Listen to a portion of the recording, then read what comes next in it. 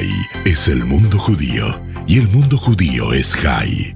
En los próximos 60 minutos vas a informarte, analizar, debatir y conocer aspectos propios de la cultura y el quehacer cotidiano. Aquí comienza Jai Madrid.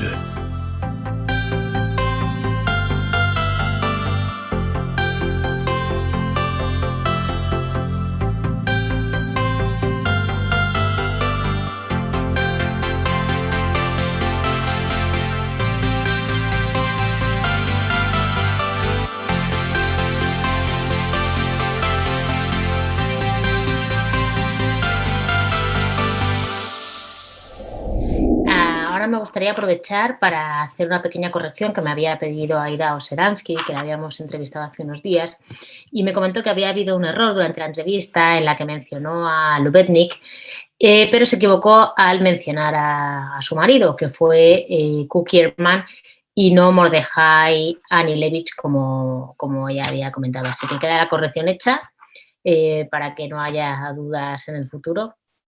Y además quiero aprovechar para presentaros y para dar la bienvenida a Nuria Stising, que va a ser nuestra nueva copresentadora de este espacio semanal y en el que nos va a traer también gente y temas muy interesantes sobre Sefarad, tanto judíos como no judíos, recetas de cocina, personajes relevantes del país, probablemente comente algo sobre libros, películas, series, o sea que algo muy entretenido y que seguro que os gusta mucho. Yo creo que hoy tenemos la primera entrevista con ella, así que espero que os guste y que pueda estar mucho tiempo con nosotros. Pues hoy vamos a realizar una entrevista a José López Calvo, un hombre de muchas cualidades, amante de la cultura, del arte, de la historia y que ha estado involucrado en diferentes proyectos a nivel nacional e internacional dentro del ámbito de la protección de datos. Muchas gracias, Pepe, por acompañarnos. Y en estos momentos eres jefe de los servicios jurídicos del CSIC, pero tu trayectoria nos lleva a muchos departamentos diferentes a nivel estatal, incluso en presidencia de gobierno. Cuéntame un poquito tu trayectoria y cómo llegas a liderar un proyecto en conjunto con Israel. Bueno, si me permites, no voy a contar mi trayectoria porque aburriría a todos los oyentes o videntes. Lo que sí que voy es a focalizar pues, un par de aspectos concretos en los que he tenido relación con el mundo judío, con Israel. Y yo creo que el primer hito fue precisamente mi pertenencia al equipo de presidencia de gobierno. Yo estaba en el gabinete muy cercano al presidente y entonces hicimos un viaje en el año 1992. Yo formaba parte de la delegación, que era de los últimos de la fila, o sea, no me voy a echar tampoco flores de que iba a decidir el futuro de las relaciones hispano-israelíes, pero bueno, ahí estaba y veía cosas. Hablamos, discúlpame que interrumpa, hablamos de la época de Felipe González, ¿no? El primer mandato de Felipe González. Sí, correcto. Entonces allí hicimos un viaje que yo creo que hay alguna experiencia de la que todavía me acuerdo y ya han pasado pues 30 años. Y bueno, aparte de algún contacto guadianesco, sí que retomé el contacto con Israel porque la Agencia Española de Protección de Datos ganó un concurso convocado por la Unión Europea, lo que se llama un hermanamiento, un twinning entre agencias. En este caso era con la Agencia de Protección de Datos de Israel, el ILITA. Lo que se hace en esos casos es sacar una convocatoria, se presentan varias candidaturas, creo que fueron 4, y España ganó. Entonces ahí sí que yo era el líder del proyecto, el project leader, y durante 2 años tuve que estar yendo y viniendo e implantando un proyecto en Israel, lo que me permitió conocer, en primer lugar, empaparme de lo que es la administración de Israel, conocer las instituciones y luego desde el punto de vista personal pues también fue absolutamente iluminador y fue, pues yo diría incluso emocionante. Entonces esas han sido mis principales vinculaciones con el mundo con las instituciones y con Israel y bueno, con el mundo judío, sin perjuicio de otros contactos puntuales que he tenido, entre ellos hace no mucho, pues en una conversación con un señor que se llamaba Calvo, ex periodista del País, me decía que los calvos teníamos origen judío y que él lo había descubierto estando en Israel, en el Museo del Holocausto, y que se lo habían dicho. Y entonces, en efecto, yo envié un correo creo que fue al propio museo, y me respondieron diciendo que había una rama gallega de calvos de origen judío. Y bueno, pues era de Lugo, mi familia es gallega, pero de la zona de La Coruña, pero es verdad que no muy lejos de Lugo. Entonces, bueno, pues nunca se sabe. Al final todo es una mezcla y todos nos mezclamos y tirando, pues salen cosas. Durante esa época que acompañaste a los miembros del gabinete de Felipe González, cuéntame alguna anécdota de ese primer viaje que hicisteis. Bueno, yo creo, mis dos principales experiencias fueron, como decía, en el año 92 y en 2010. Y la diferencia de ambiente fue muy llamativa, porque en el año 92 yo lo recuerdo como una época dura. O sea, cuando fuimos allí, pues recuerdo que debía haber algún tipo debía estar el conflicto en plena eclosión, no lo he repasado históricamente, pero seguramente es así. Y, por ejemplo, pues yo recuerdo que íbamos a visitar la oficina del primer ministro, que la oficina del primer ministro evidentemente no tenía nada que ver con una oficina de un primer ministro en Europa o en Estados Unidos, donde también pude acudir con ocasión de mi cargo y de la delegación o incluso de Japón. O sea, no era un palacio, era una oficina como puede ser de un ministerio, en que por allí iba el primer ministro en mangas de camisa, por allí iban los escoltas, por allí la gente se mezclaba. Quiero decir, el protocolo brillaba por su ausencia. Y entonces yo recuerdo en la delegación venían varios ministros y claro, por allí había, pues como es lógico, seguridad, tipos duros, fornidos de 2 metros y 2 metros de ancho. Y recuerdo que una de las anécdotas fue que a uno de los ministros que venía le abroncaron. No sabían que era el ministro y entonces le abroncaron porque no llevaba la acreditación. Entonces le dijimos, hombre, no abronque a esta persona que es ministro nuestro. Y me acuerdo que el de seguridad dijo, bueno, pues vale, lo tendré en cuenta, pero la próxima vez que se ponga la acreditación. Y luego yo recuerdo más anécdotas un poco de cuál era la tensión y cuál era la sensibilidad, que luego me da la sensación de que ha bajado un poco de diapasón. Recuerdo, por ejemplo, en la rueda de prensa final que dio en la embajada el presidente del gobierno, fue en la embajada y entonces, por razones de protocolo, no estaba la bandera de Israel. Y entonces de hecho estaba la bandera de Israel inicialmente, pero la retiraron porque era en la embajada española. Entonces dicen, bueno, no procede por razones protocolarias. Y fue la primera pregunta. ¿Y por qué han retirado ustedes la bandera de Israel? El presidente del gobierno dijo, pues no lo sé, pero no tengo ningún problema. Entonces que vuelva la bandera de Israel. Y recuerdo también muy curioso que le preguntaron, le dijeron, bueno, ¿y el decreto de expulsión de los judíos de 1492? ¿Cuándo van a derogarlo explícitamente? Y recuerdo que el presidente del gobierno, imagino que la pregunta no la tenía preparada, como es lógico, pero que dijo, y es verdad, o sea, que jurídicamente se consideraba derogado tácitamente por la Constitución del 78. Pero una pregunta explícita 500 años después, además se cumplían justo 500 años, por la derogación del decreto de expulsión.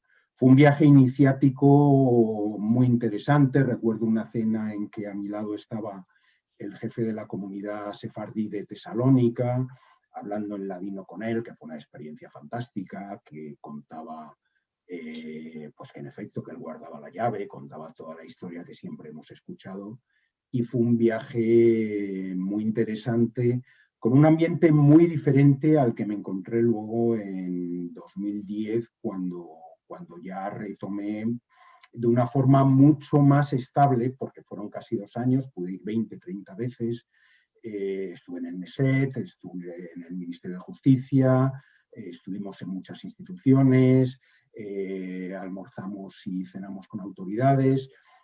Y es verdad que, bueno, la situación especial en la que se encuentra Israel, pues siempre salía a relucir y te contaban muchas anécdotas, pero yo creo que la situación de tensión no era similar, sin perjuicio de que, como es lógico, en el aeropuerto Ben Gurión, pues las medidas de seguridad eran brutales, ya en el aeropuerto de Barajas para ir, etcétera.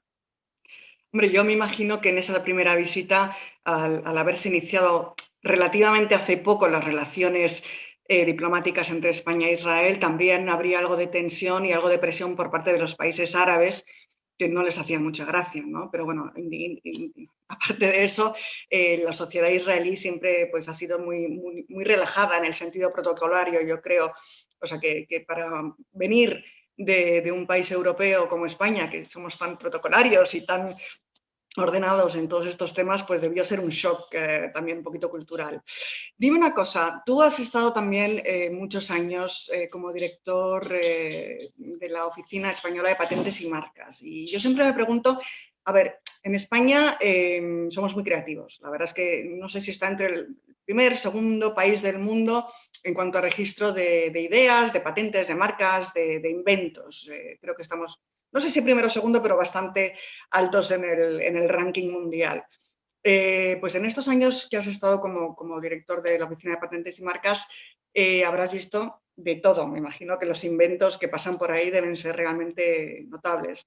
Me gustaría que me contases un poquito, si puedes, cómo lo podrías equiparar a lo que es la sociedad israelí, que es bueno, conocida como la Startup Nation, ¿no? Que es una sociedad con una cantidad de proyectos, de ideas, de pequeñas empresas que luego se desarrollan y dan servicios y dan plataforma a nivel tecnológico, médico, armamentístico, a nivel mundial, ¿no? No sé si me puedes contar un poquitito, si lo puedes comparar, o si me cuentas primero la parte española y luego nos pasamos a la parte israelí. Bueno, en primer lugar, Nuria, muchas gracias porque nos ves con muy buenos ojos, pero estamos en la cola en número de patentes. O sea, España, desde el punto de vista tecnológico, tenemos sol, tenemos playa, tenemos muchísimas virtudes, cultura, bueno, no voy a descubrirlo, pero desde el punto de vista tecnológico y científico, pues no somos una gran potencia.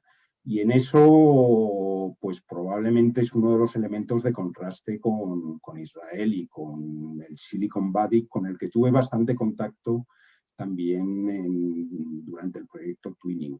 Yo creo que la situación de Israel y de España, desde luego en número de patentes y en invención y en startup, no es equiparable ni muchísimo menos, porque la situación de los dos países es radicalmente diferente. En Israel nos lo decían, dicen, es que nosotros no es que sea una opción innovar, es que estamos obligados a innovar.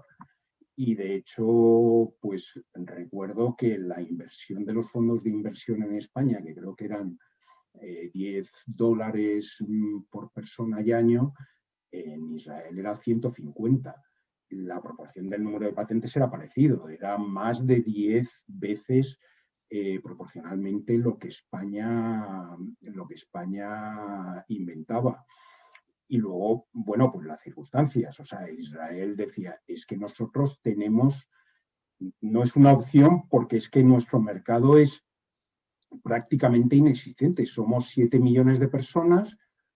Me acuerdo que una de las anécdotas, uno de los chistes que contaban mis colaboradores de Lilita, una colaboradora que está, una persona que trabajaba allí decía, es que nosotros, dice, ¿tú te conoces el chiste del israelí que va a China? ¿Cuánto? Pues el israelí va a China y le preguntan los chinos, ¿y cuántas personas, cuántos israelíes hay? Dice, pues 7 millones. Dice, no digo en China, digo en Israel. No, es que en Israel hay 7 millones. O sea, verdaderamente la proporción el mercado es muy pequeño, con lo cual se está obligado a crear sistemas internacionales que desborden a Israel para que sea rentable. Luego, por otra parte, bueno, el número de startups que hay en Silicon Valley pues es muchísimo mayor que el que hay en España. También la cultura militar probablemente tiene influencia. Creo que el servicio militar es de 4 años para los hombres y 2 años para las mujeres, con la posibilidad de que luego pues, las personas que han participado en el servicio militar creen su propia empresa, su propia startup, porque claro, desde el punto de vista de defensa, tiene muchísimo interés para el Estado de Israel disponer de sistemas de ingeniería propios. Entonces, yo creo que no es comparable porque, bueno, en Israel me parece que la inversión en ciencia es la mayor del mundo, porque es un 5% del PIB, mientras que en España no llegamos al 2% ni nos acercamos al 2%, aunque este año se ha producido un incremento muy importante, pero la situación es muy diferente y desde luego no es equiparable y en ese sentido pues tendríamos mucho que aprender. O sea que a nivel de inventos nos quedamos en el chupachús, la fregona, el submarino y... Ponemos palo a todo, eso sí. Ponemos palo a todo. Ponemos palo a todo. Cuando... no, y es verdad también que hay grandes inventos, o sea, pues el autogiro, el submarino, pues no sé, yo ahora estoy en el CSIC, por ejemplo, y en exoesqueletos, pues somos una potencia, se están haciendo grandes avances, en óptica, en vacunas, pues se está avanzando mucho, pero bueno, pues no es comparable con otros países. Y además tenemos una cosa que se llama la paradoja europea, la paradoja española. No solamente pasa en España, pasa también en Europa. Europa no tiene una gran empresa tecnológica. Y la gran paradoja es eso, es que ciencia básica, publicaciones, ciencia teórica, somos muy buenos, pero a la hora de trasplantarlo al mercado fallamos. Entonces, como España y como Europa, pues ahí hay un gap, hay un problema de inserción de ideas que no conseguimos saltarlo y bueno, pues hay un gran esfuerzo. Ahora, por ejemplo, se está viendo en inteligencia artificial. En inteligencia artificial, pues hace poco decía la comisaria correspondiente, dice, es que nosotros, aparte de terreno de juego, queremos ser jugadores y seguimos en el banquillo, llevamos intentando saltar al campo y jugar y conseguir meter goles, pues tiempo y el esfuerzo está ahí, pero bueno, no estamos a la altura de lo que se hace en Estados Unidos, en China, en la India y proporcionalmente lo que se hace en Israel también. Cuéntame una cosa, Pepe. En el tiempo que estuviste como subdirector general de Inspección de Datos de la Agencia Española de Protección de Datos, se llevó a cabo la implantación del derecho de olvido en Europa y creo que estuviste directamente implicado en este proyecto tan interesante y sobre todo que permita bueno, lo que es el olvido en las redes, el olvido en Internet, que la gente pueda tener un comienzo desde cero o una hoja en blanco y proteger su vida, su imagen y su pasado, ¿no? ¿Me puedes contar un poquito cómo fue esta experiencia tuya? Sí, porque es verdad que yo a veces lo digo, pero es que es verdad. O sea, el derecho al olvido nos lo inventamos allí. Nos lo inventamos entre tres, entre el director, el abogado del Estado y yo, pues en el año 2008, que fue cuando llegamos, porque teníamos que buscar una solución.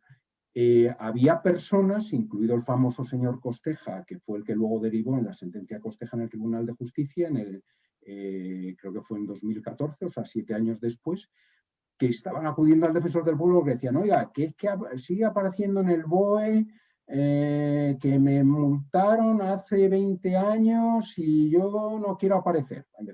Y problemas de este tipo. Entonces el defensor del pueblo decía, oiga, hagan algo. Y ahí nos lo tuvimos que inventar. Fue un camino pues bastante largo hasta la sentencia Costeja de 2014, que no lo voy a contar porque es larguísimo, pero bueno, está por ahí escrito. Y yo creo que fue interesante porque por una parte acudíamos al BOE y el BOE decía, la culpa es de Google. Dice, nosotros publicamos en el BOE y la culpa es de Google. Y Google decía que no lo pongan en el BOE, que eviten la captación en el BOE. Entonces, ese fue uno de los primeros problemas con los que nos encontramos, que estaba el que decía el BOE, es que yo lo pongo en el escaparate, la culpa la tiene el que mira el escaparate, que es Google, el que capta la información. Y Google decía, no, pues que no lo pongan en el escaparate. Entonces nosotros acudimos frente a los dos. El tema llegó a la sala de la audiencia, vamos, resolvimos en varios aspectos. Hubo bastantes sentencias, bastantes resoluciones estimando el derecho al olvido, que eran recurridas por Google, e incluso por los boletines o por los periódicos, por quien le tocara, y porque la base era la captación de Google de determinada información y que el afectado quería que se borrara. Entonces, en la Audiencia Nacional hubo varias vistas, incluso en alguna de ellas el representante de Google decía, es que es imposible aplicar el derecho al olvido. Es imposible porque no se puede hacer. El caso es que la sala de la Audiencia Nacional, presidida por Carlos Lesmes, por cierto, pues presentó una cuestión prejudicial al Tribunal de Justicia, lo cual era pues una muy buena solución porque requería una respuesta a nivel europeo y porque lo adecuado era una respuesta uniforme a nivel europeo. Y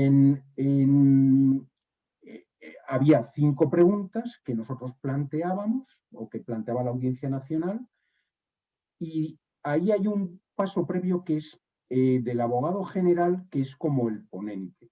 Lo que dice el abogado general, normalmente la sala lo ratifica en un 70 o un 80%. El abogado general, que era un finlandés, Jakinen me parece que se llamaba, pues nos daba la razón en 2 de las 5 preguntas aproximadamente. Entonces, hizo un informe y bueno, pues digamos que 50-50.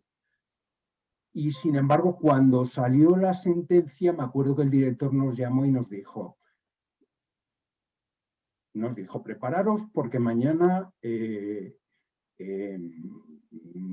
nos van a dar la razón en los 5 temas. Y es verdad, nos dieron la razón en los 5 temas. ¿Por qué? Porque en medio surgió Snowden. Y esa fue la verdadera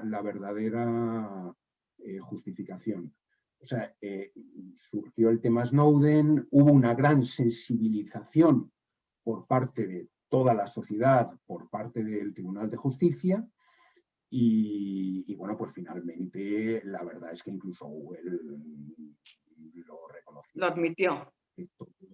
Todo el planteamiento ha sido ratificado por el Tribunal de Justicia y en efecto lo ha admitido, lo está implantando. ¿Se está implantando a nivel europeo, a nivel mundial? O sea, ¿hemos sentado precedente desde España para proteger a todo el mundo?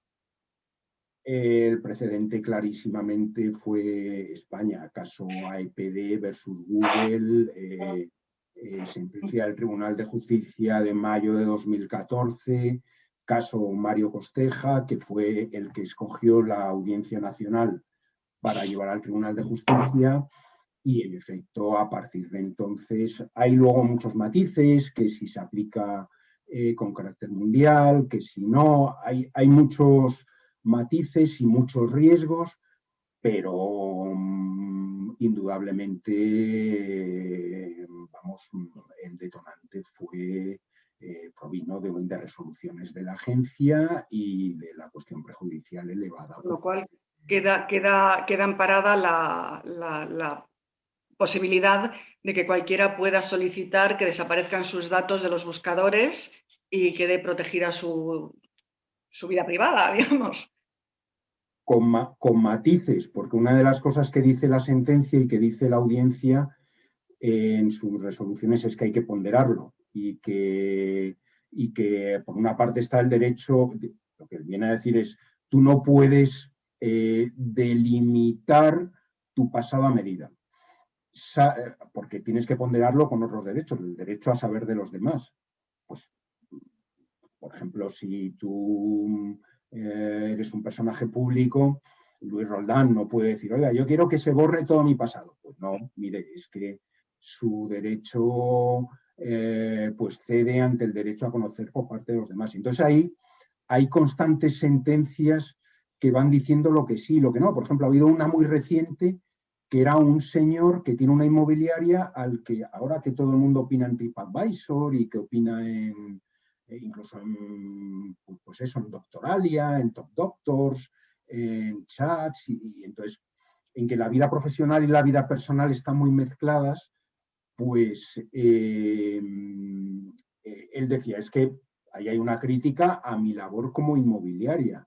Entonces esto me está haciendo mucho daño personal y profesionalmente y quiero que se borre. El tribunal, creo que ha sido el Tribunal Supremo, ha dicho que no es lo mismo la vida privada y la vida profesional y que tiene el deber de soportar las críticas que públicamente se hagan sobre su vida profesional.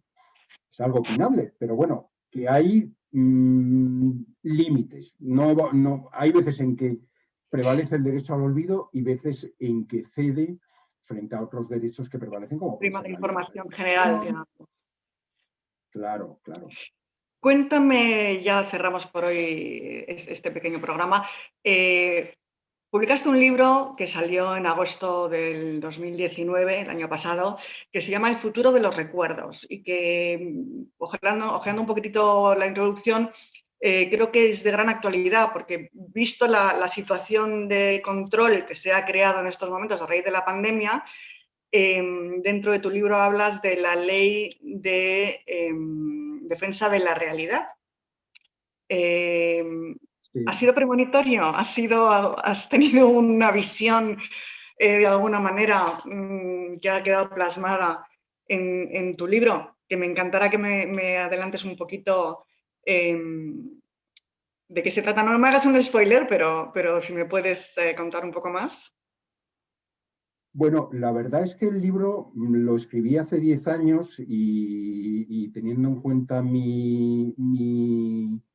bueno, iba a decir mi reputación editorial, pues solo he conseguido editarlo hace unos meses, o sea que ha estado 10 años en un cajón, pero es verdad que en esos 10 años pues yo he podido ver cómo había pues desde capítulos de Black Mirror hasta películas, hasta libros, hasta ahora que ha salido La Orden de la Desinformación, pues que van un poco en esa línea. Yo sí que, y es una teoría mía y que de alguna forma lo planteaba en el libro y cada vez estoy más convencido, aunque es un poco políticamente incorrecto porque la gente con esto de la orden de desinformación dice, es que esto es el gran hermano, Es el gran que esto es hermano. el Ministerio de la Verdad. Vamos a ver, sí, pero no.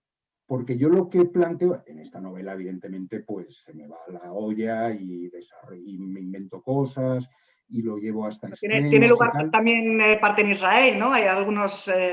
Sí, hay alguna escena en Israel porque, bueno, pues al final hablo de la bifurcación de la humanidad, que es esta bifurcación en el barrio antiguo de Jerusalén, en que por una parte vas a la explanada de las mezquitas y por otro lado vas hacia el Gólgota. Entonces es como la bifurcación de la humanidad en dos culturas, dos religiones, dos ciencias, dos todos absolutamente diferentes. Y bueno, como es una historia también, pues siempre hay retazos un poquito autobiográficos, pues cuento alguna cosilla de Israel. Pero en esto yo lo que planteo es simplemente la certeza de los datos. O sea, todos recibimos miles de fakes, miles de datos, miles de informaciones que no sabemos si es verdad o es falso. Y yo lo que planteo es un organismo independiente, algo parecido a lo que yo vivía en la Agencia de Protección de Datos, independiente, no dependiente del gobierno, que ese es el gran matiz. O sea, un tribunal probablemente no puede dedicarse, lo ideal sería un tribunal, pero un tribunal es excesivo, y yo he vivido durante 9 años cómo funciona la agencia, que incluso los directores me decían, dicen, es que a mí nunca me ha llamado nadie, no me ha llamado ningún político para que actúe en un sentido o en otro. Y quizás si se dedican a delimitar qué datos son correctos, insisto, hablo de informaciones, no de opiniones, pero cuando recibimos fakes o no fakes que dicen, es que en España hay 300.000 inmigrantes ilegales, pues ¿es verdad o no es verdad? Porque luego lo escuchas en la radio, que están los malditos bulos, los fact-checkers, pero que son neutral, empresas privadas, que dice que esto no es un tema de una empresa privada, es que como ciudadano tendría que haber una página web en que diga el fake no sé, la información no sé qué, es real, la información no sé qué, es falsa, pero por datos. O sea, luego cada uno opinará si 30.000 inmigrantes ilegales son muchos o son pocos, pero lo que sí que es un dato objetivo es si hay 30.000, hay 3.000 o hay 300.000 inmigrantes ilegales. Y entonces yo lo que planteo es eso, es que algo parecido pues a una agencia independiente pues garantice cuáles son los datos, la información real que se haga público en una página web y que se sepa discernir, insisto, respecto de hechos, qué es lo que es verdad y qué es lo que es falso. Por supuesto, en la novela pues se me va la olla y empieza a analizar todo tipo de mentiras, incluidos los Reyes Magos, el ratoncito Pérez y todo tipo de cuestiones alotrópicas, porque si no nos digo. Fantástico, pues El futuro de los recuerdos de José López Calvo, que os lo recomiendo, sorprendente como él. Y Pepe, muchísimas gracias, mucha suerte y seguimos en contacto. Nos vemos. Muchas gracias, un placer. Gracias. Chao. Hola amigos, me gustaría dedicar unos minutos del programa de hoy para recordar que el pasado 6 de diciembre los españoles hemos celebrado el Día de la Constitución, que cumple 43 años. Nuestra Constitución se votó en el referéndum de 1978, en el que el pueblo español la aprobó por amplia mayoría. Fue esta Constitución la que nos devolvió de nuevo a los judíos el pleno derecho en Sefarat. Si bien hubo otras iniciativas previas que ya comenzaron a abrir el camino a la vuelta de los judíos a España, no fue completo hasta el día que se aprobó nuestra actual Carta Magna. En concreto, gracias al artículo 16, en el que se garantiza la libertad religiosa, ideológica y de culto, y al artículo 14, que manifiesta que todos los españoles somos iguales ante la ley sin que pueda prevalecer discriminación por razón de nacimiento, raza, sexo, religión. Y resulta que nos encontramos en un momento histórico en el que el apoyo a esta Constitución se hace más importante que nunca, porque nos garantiza la unidad de nuestro país y la estabilidad y la continuidad de nuestro régimen democrático del 78, el más próspero y pacífico de nuestra historia reciente. Y son ahora las fuerzas extremistas y separatistas las que están atacando nuestras instituciones y nuestra democracia, sorprendentemente desde dentro del gobierno de la nación y de sus gobiernos locales también, con el único fin de destruir la reconciliación entre los españoles que nos trajo hace 43 años esta Constitución. Por eso, en nombre de ACOM, alzamos la voz para declarar larga vida a nuestra Constitución.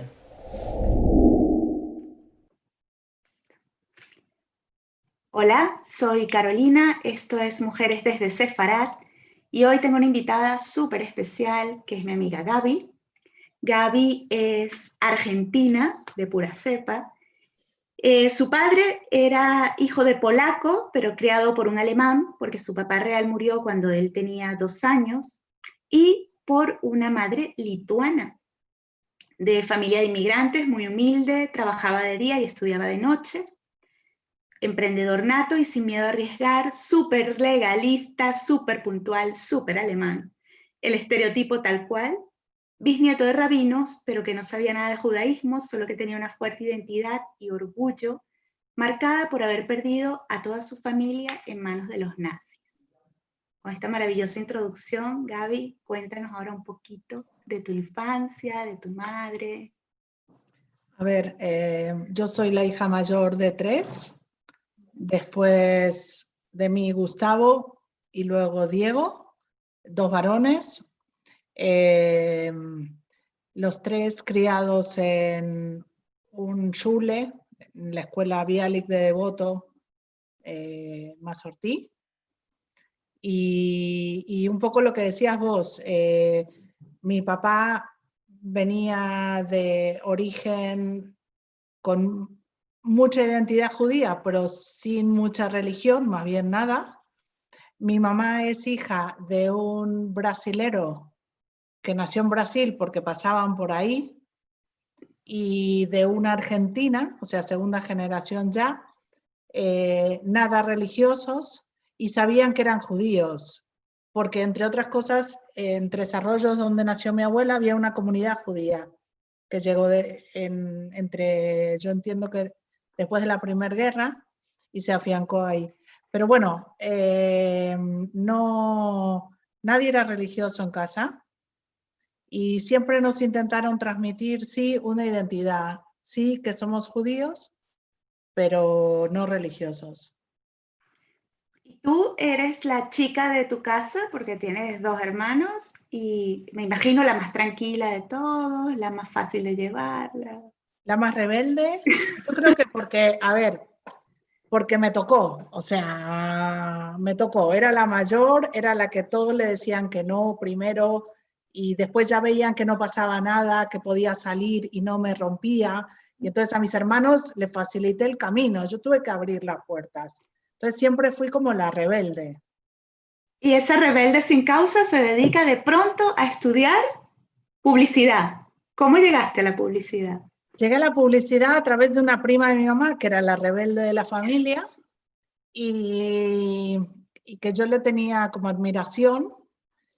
Y un día me invitó a pasar el día a su agencia de publicidad donde ella trabajaba, y dije, esto quiero hacer. Y ahí mismo averigüé dónde podía estudiar, y ella me recomendó, y fue fantástico, amo mi profesión. Lo loco es que ella ya no se dedica a la publicidad. Oh, wow. Es filósofa, escribe libros, da charlas, y vincula todo lo que sabe de filosofía junto con todo lo que tiene que ver con identidad judía. Wow. Y es súper interesante, pasó de ser la rebelde de la familia a la filósofa. Bueno, no va a ser mi caso. A mí me encanta conversar con Gaby porque desde el mismísimo día en que te conocí, nuestras conversaciones siempre pasan por este momento, y qué loco, y no sabes, qué loco. Es que a mí me pasan cosas locas todo el tiempo. No sé.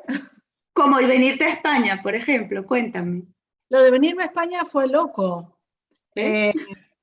2002, caos, la gente rompiendo los cristales de los bancos a raíz del corralito, una situación que no se entendía, y un amigo que me llama por teléfono. Yo estaba con Diego, mi marido, caminando por la calle, y me pregunta qué me parece si vamos a montar una empresa a España. Y le pregunté a Diego, así bajé el teléfono, y me dijo, bueno, vale, estamos los dos solos, acá está todo mal, buscamos una opción mejor, que nos va mal, volvemos. Y cerramos la casa, nos vinimos con una maleta de 20 kilos cada uno, un viaje de ida y vuelta que perdimos la vuelta. Y a los pocos días no sé qué necesitaba yo de casa, y le pedí a mi mamá que fuera, y me llamó y me dijo, Gabriela, dejaste un pollo en la nevera. ¿Cuándo pensaba volver a comerlo? Me encanta. Yo me vine sin darme cuenta. ¿Y te viniste sin papeles para trabajar, sin nada? Me vine a montar una empresa con lo que se suponía que eso me daría papeles. La empresa nunca se pudo montar, pedían avales, yo no era nadie. Tuve que gestionar los papeles, tanto Diego como yo. Nos ayudó un montón de gente que le estamos eternamente agradecidos. Y el primer año y medio fue duro, porque sin papeles trabajabas como podías y vivías donde podías, porque nadie nos quería alquilar. Pero bueno, como yo me apunté en un máster, tuve papeles como estudiante, y entré a trabajar. Mi primer trabajo de becaria fue en una editorial del Opus, que acá le llaman La Obra. Esa es una... perdona que te interrumpa porque me parece una historia súper interesante, conectando con esta Gaby que nos dice, no soy nada religiosa, no vengo de una familia, pero sí que me consta que eres una persona muy orgullosa de tu identidad. Sí, sí. De hecho, nos dijeron cuando llegamos acá que no vayamos contando con la libertad que se cuenta en Argentina que sos judía, porque el español no judío no sabe, no entiende por las dudas. Y yo dije, yo no voy a trabajar en un sitio, cuando me enfrentaba a tener la entrevista de trabajo, pensaba, no voy a trabajar en un sitio donde no puedo decir abiertamente qué pienso y quién soy, por cómo me miren, prefiero trabajar en otro o no trabajar. Y entonces lo primero que dije en mi entrevista de trabajo, siempre cumpliendo las normas y lo que me recomienda la gente, que es que no diga, lo primero que les dije es que era judía y me dijeron que fenomenal, que ellos están encantados de tener en su casa a una judía trabajando y fue súper enriquecedor porque ellos me preguntaban, yo les preguntaba, yo no sabía nada del Opus Dei, ni quiénes eran, y fue una experiencia fantástica y aprendí que cada uno tiene su experiencia y que seguramente el que me dijo que no lo cuente es porque debe haber tenido una mala experiencia, pero que yo funciono así y que primero por delante quién soy. Y si no te gusta, pues no trabajo acá. Hola, soy Gaby, soy judía. Hola, soy Gaby, soy judía. De Argentina. Y muy argentina. Y ya muy vamos argentina. a llegar a esa parte, ya vamos a ir ahí. Argentina. Luego pasas a trabajar con el grupo Prisa. Sí, porque salen mis papeles, ahí estaba de becaria y bueno, tenía que crecer. Entonces entré a trabajar en el grupo Prisa. Mi primer jefa fue la que hoy es mi socia y trabajaba en la parte de publicidad de Canal Plus. Y ahí estuve 11 años en total. En realidad estuve 7, distintas empresas de Prisa y luego nos compró Mediaset. Me pasaron al edificio de Telecinco y ahí entré a trabajar en Boing, canal infantil. Y eso fue el puntapié de todo lo que he hecho como emprendedora, porque me enamoró el target. Encontré que no había mucha gente especializada en cómo llegar con publicidad sanamente a los niños.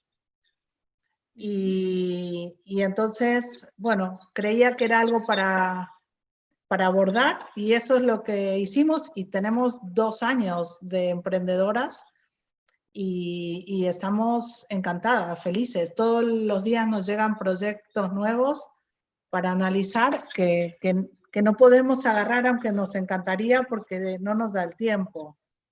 A mí me encanta este concepto que es lo que más me ha llamado la atención de tu empresa, que se llama, ¿tu empresa? Kids Media. Kids Media. Y me encanta esto de publicidad hacia los niños, pero una publicidad con ética, ¿no? Con un poco de cabeza, Absolutamente. Bueno, la publicidad para los niños está reglamentada, está muy, muy reglamentada. El tema es que las marcas se lo saltan. Entonces, o muchas marcas se lo saltan y otras no. El que va a querer trabajar con nosotros va a ser el que exija todos los sellos Kid Safe, o sea, que cuidamos de los niños. El que quiere ir por libre, va por libre. Pero bueno, hay mucha reglamentación. En Estados Unidos, COPA, y en Europa, GDPR-K, y además se agrega que la normativa de Estados Unidos, que es COPA, si sos una empresa americana, tenés que cumplirla estés donde estés en el mundo. Entonces, bueno, era una oportunidad. Y tampoco acá se sabía tanto, y entonces, bueno, nada, empecé a estudiar de nuevo, y yo venía de tele y pasé a digital, Y porque los niños ahora son digitales y los niños son los que 100%. eligen qué compran, los padres. Y, Sí. y cada vez pesan más. Y entonces hay que trabajar sobre eso, y bien. Y aquí hay una cosa otra vez muy loca de tu trabajo, porque tengo entendido que trabajáis con una plataforma israelí. Sí, la historia es loca, loca. Empezamos trabajando con un papá del cole de unos niños de otro grado que yo conocí recogiendo a Camila por un cumpleaños y charlando con un señor que no conocía de nada en la puerta. Y a través de él nos vincula con una empresa que está en Argentina, y yo justo estoy viajando a Argentina, que están montando una red, que era lo que yo quería hacer. Y cuando me junto a charlar con ellos, que tienen un apellido muy simple, muy no Rabinovich, no sabía que eran judíos. Y cuando me junto a charlar con ellos y nos ponemos a charlar de la vida, me cuentan que son del Betam de Lanús, que es un shule, un colegio judío que hay en Argentina. Entonces, dentro un poco de lo loco, de esto de qué historia tan loca, tú en tu trabajo, en tu empresa, trabajas con una plataforma israelí, ¿no? Sí, pero también fue loco cómo llegamos a ellos. Empezamos trabajando de casualidad con una plataforma argentina de tecnología, que yo no sabía que eran judíos y que quedé con ellos en Argentina, y cuando me senté a comer eran del Betam de Lanús, que es un shule de Buenos Aires, y tenemos diferencia de edad, pero conocíamos familias en común, y en la mitad de la cena, de la comida, me dicen, bueno, ¿qué podemos hacer juntos? Y dije, no sé, yo tengo oficina en España, pues sos nuestro representante en España. Vale, nunca firmamos un contrato, me han dado todo el servicio, toda la tecnología, y eso es lo que yo te contaba antes sobre la identidad, ¿no? Yo creo que cuando te encontrás con alguien que lo sentís como de tu familia, tenés la posibilidad de darle todo sin firmar un papel, y no sé, hubo una conexión. Pues esta gente con la que hemos trabajado, maravillosos, que se llaman Kids Corp, que tienen oficina en Argentina, pero ya tienen oficina por todos lados en Latam, que cuidan mucho de los niños y son muy buenos en publicidad. Les compró una empresa inglesa, no les dejó seguir trabajando con nosotros porque Europa dependía de Londres.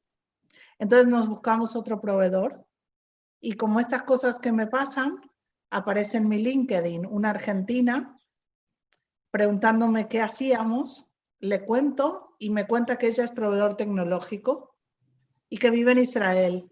Oh, wow. Y que la empresa se llama Kidos y son nuestros partners tecnológicos con los que estamos felices de trabajar.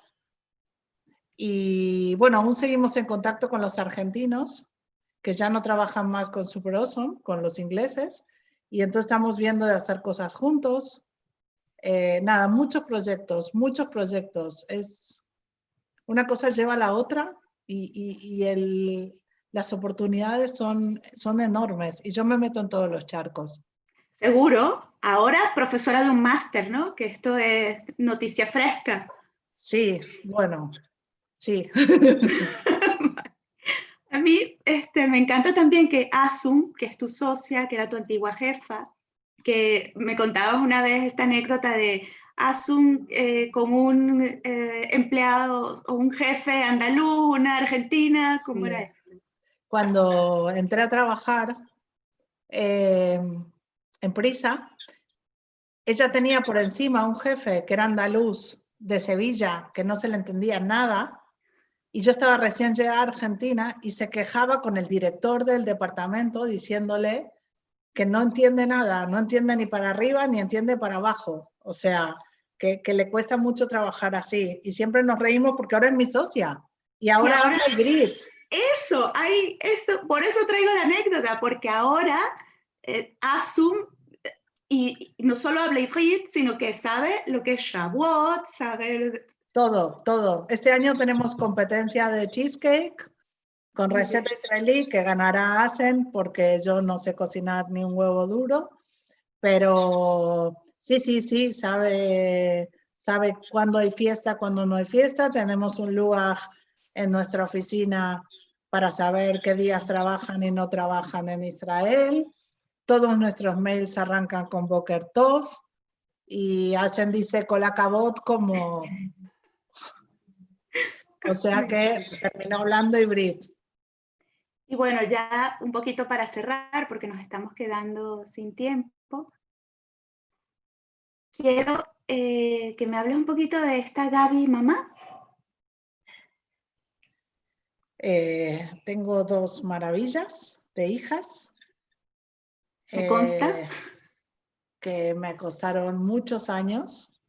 Yo siempre digo en broma que soy mamá abuela, que hago 2 por 1. Es verdad, las tuve de mayor, son producto de mucho esfuerzo, de muchos tratamientos. También ahí me pasaron cosas locas, me llamaba gente que yo no conocía y me decía, me dio tu teléfono la prima de la hermana de la cuñada de no sé quién, porque me dijo que vos me vas a dar ánimos para que siga intentando tratamientos porque vos lo lograste. Y bueno, sí, a mí me hubiera gustado que alguien me diera ánimos, pero bueno, sí. Camila nació después de 3 años de hacer tratamientos y Lara nació después de 1 año de hacer tratamientos, 3 años después que Camila. ¿Y qué te voy a decir de mis hijas? Son maravillosas. A mí me encanta que desde que te conozco, aparte de esta Gaby de este cuento es muy loco, me gusta mucho tu palabra favorita, que es... Resiliencia. Pero no ahora que está de moda, de siempre. Exacto. Esa es la palabra que caracteriza a Gaby.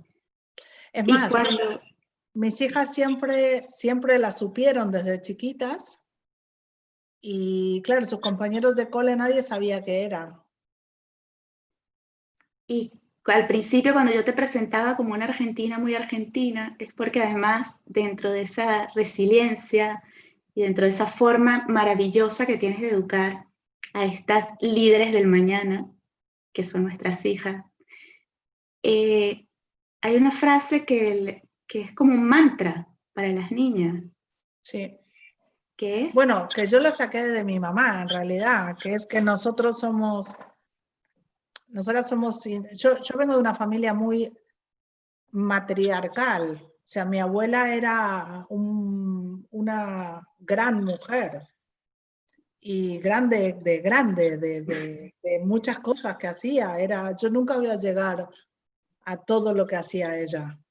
Y siempre decía que nosotras somos indestructibles porque somos mujeres, somos judías y somos argentinas. Y que eso, o sea, nos pueden machacar, pero siempre vamos a salir adelante. Siempre hay una oportunidad. Siempre hay un aprender de lo que te salió mal. Siempre hay un seguir adelante. Y con disfrute. Todo tiene que ser con disfrute. Entonces hay que ponerle fuerza y ganas. Gaby, de verdad que se me ha ido el tiempo en un abrir y cerrar de ojos. Eres una maravilla, eres muy inspiradora y no puedo más que agradecerte por haber pasado este rato conmigo tan ameno y quedarme con eso, que somos indestructibles, porque somos mujeres y somos judías. Gracias por acompañarme. Gracias a vos y que todos se lo crean, porque es verdad. Gracias. Pues a todos, muchísimas gracias. Soy Carolina y esto es Mujeres desde Sefarad. Hasta aquí, Jai Madrid. Te esperamos en la próxima emisión para seguir recorriendo el continente y conociendo mucho más, porque Jai es el mundo judío y el mundo judío es Jai.